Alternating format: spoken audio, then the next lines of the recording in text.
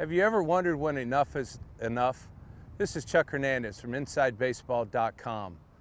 One of the things I'd like to talk with you a little bit about is something that's really important to me because I've had a long career in this business, and most of it's been at the professional level, but a couple years also in college, and some of the things that we're seeing today in youth baseball. And one of the things that I'm seeing over and over repeatedly is injuries. And why are some of the reasons for that? Well, basically, in true form, baseball wasn't meant to be played 12 months a year. And we have our kids playing far too much baseball. Not only are you putting undue stress on their arms, their ligaments, knee joints, ankle joints, backs, everything else, but also we never even take into consideration their mental aspect. Yeah, I know, I'm the father of two boys, and we went through the whole Little League thing. We've gone through the high school and into the collegiate ranks. And I also know that the mental part of this game is so important to a player. And when you do something routinely over and over and over, baseball is very hard. It's a grinding game. It's a game of failure. And when you allow your player to just continue to play and play and play, before you know it, we have injuries from a health standpoint. And then the biggest injury I start to see is mental fatigue, where it's not as fun anymore. You know, when kids are young and they're small, I encourage everyone, have them play other sports. If they want to play some football, basketball, soccer, whatever they enjoy, get them off the baseball diamond at least 3 or 4 months a year and let them go out and enjoy themselves, have some fun with some other things. Not only that, it helps them become a better athlete. You know, you don't chase many guys that run fast. You're not getting away from anybody too often in baseball, but you go out on a basketball court, football, soccer, you're moving. And so you're getting some agility, you're getting some athleticism that being 12 months on a baseball field doesn't help. Okay, I know for a fact there's some organizations in baseball that the scouting directors, they will not even draft a high school baseball only player.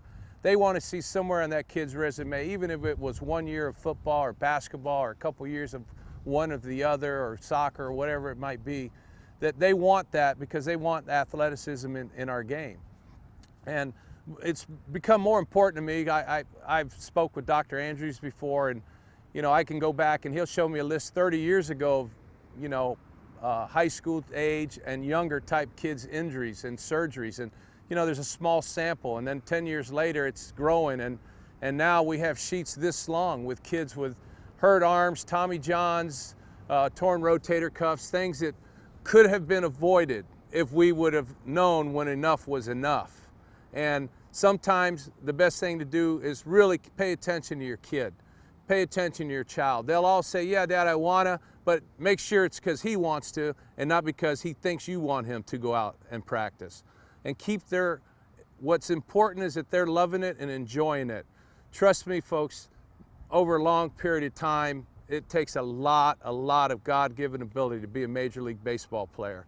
And I'm so in favor of keeping every kid's hopes and dreams alive. We keep them out of trouble, we keep them in school, we keep them moving towards a goal. But you have to be realistic.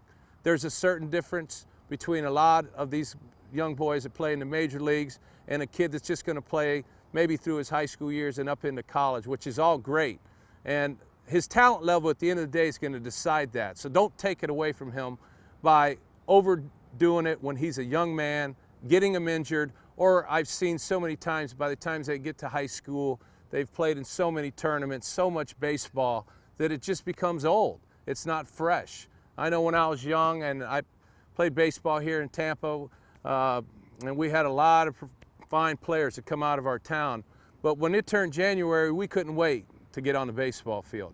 Because for October and September, October, November, December, we might have been playing football and basketball or both, or doing other things and getting off the field. And when we got out for baseball in January, we couldn't wait to be on the field. And there's a lot to be said for what that does to a young man's mentality. So it's really important to me. We're oversaturating these young kids with baseball. We got to keep it fresh. You got to keep it fun.